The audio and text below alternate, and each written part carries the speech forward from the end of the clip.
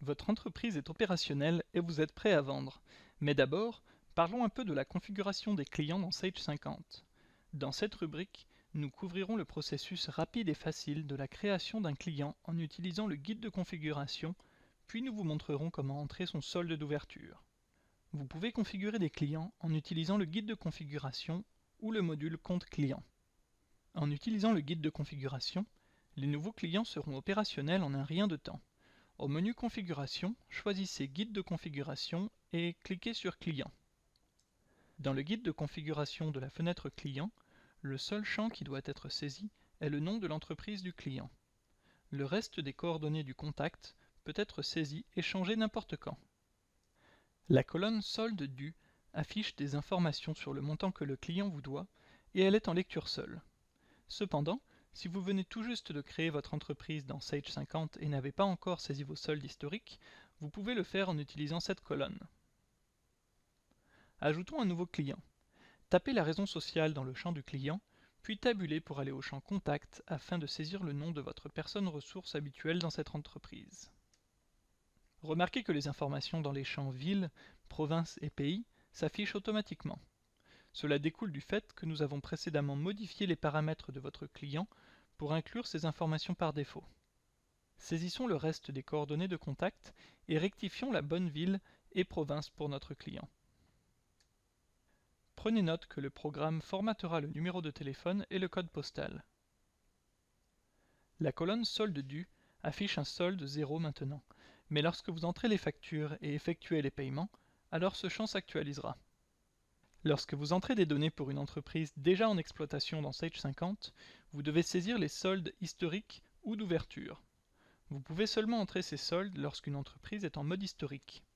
Un symbole en forme de plume est affiché à côté des icônes dans les modules où vous pouvez inscrire des soldes d'ouverture. Pour en savoir plus sur le mode historique, reportez-vous aux rubriques Apprentissage continu. Dans Compte client, les soldes historiques sont des montants qu'un client vous doit pour des factures impayées moins les paiements si vous entrez des encaissements en mode historique. Cliquez sur le champ Solde dû pour ouvrir le module Compte client. Selon vos paramètres établis, on peut vous demander de sauvegarder vos modifications. Cliquez sur Oui. L'onglet Transactions historiques s'affiche, et c'est dans cet onglet que vous saisissez les factures et paiements historiques. Cliquez sur le bouton Facture pour ouvrir la fenêtre Facture historique et entrer chaque facture impayée. Saisissez le numéro, la date, les modalités et le montant de la facture. Cliquez sur Enregistrer pour sauvegarder la facture.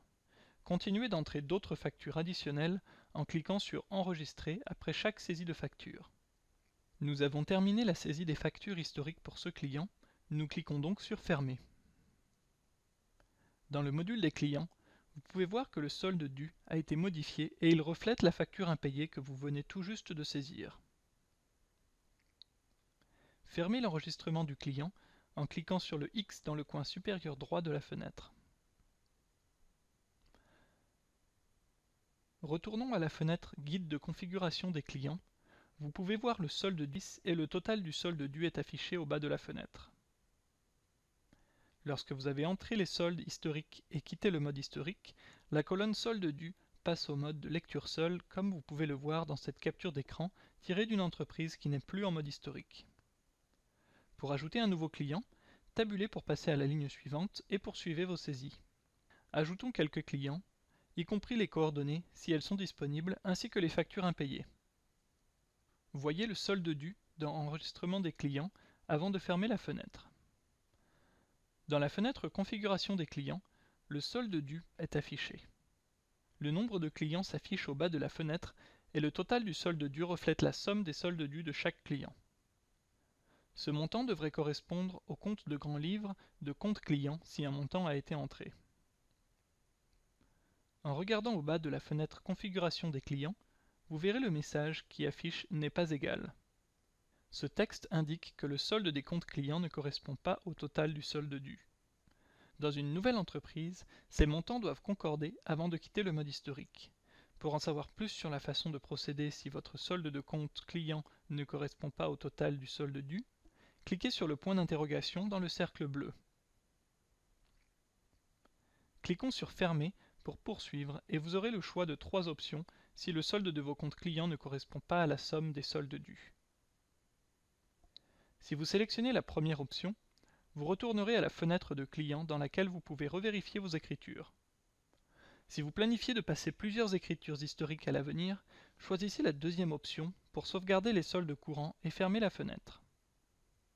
Si le total du solde à payer correspond au montant qui devrait être dans votre compte grand livre de compte client, sélectionnez la dernière option. Cette option actualise le solde de vos comptes clients pour correspondre au total du solde dû affiché dans la fenêtre Configuration des clients. Dans ce cas, notre solde de compte client concorde avec le total du solde à payer. Nous choisirons donc la troisième option et cliquerons sur OK. Lorsque vous retournez à la fenêtre Configuration des clients, vous voyez que le solde de compte client égale maintenant le total du solde à payer. Le compte GL de compte client reflète également ce montant. En plus d'utiliser la fenêtre Guide de configuration de clients pour ajouter des nouveaux clients, vous pouvez aussi utiliser la fenêtre pour modifier ou supprimer des clients. Jetons-y un coup d'œil. Pour modifier les coordonnées de contact d'un client, cliquez sur le champ que vous souhaitez changer et tapez les nouveaux renseignements. Dans cet exemple, nous modifierons l'adresse d'un de nos clients. Pour supprimer un client, cliquez n'importe où dans la ligne de renseignement du client, puis sélectionnez le bouton Supprimer un client.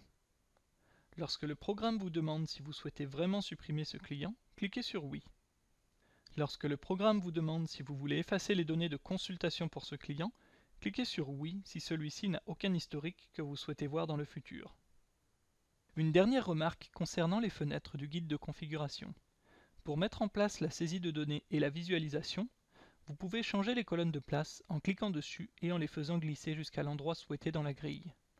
Vous pouvez aussi trier les données en sélectionnant l'entête de la colonne. Nous avons utilisé le guide de configuration pour créer, modifier et supprimer des clients. Nous pouvons également utiliser une fenêtre appelée Compte client pour effectuer les mêmes opérations et bien d'autres pour l'enregistrement d'un client. Vous pouvez accéder aux enregistrements de clients à partir du guide de configuration en cliquant sur les boutons affichés au haut de l'écran ou en double-cliquant sur un client dans la liste. Toutes les données d'un client sont stockées dans Compte client, qui est aussi connu sous le nom d'enregistrement de client. Pour en savoir plus sur les informations stockées dans les enregistrements des clients ou d'un dossier de client, cliquez sur le point d'interrogation dans cette fenêtre ou reportez-vous à la rubrique Ajout des clients. Félicitations, vous savez maintenant comment utiliser le guide de configuration pour gérer les enregistrements des clients et entrer des soldes d'ouverture.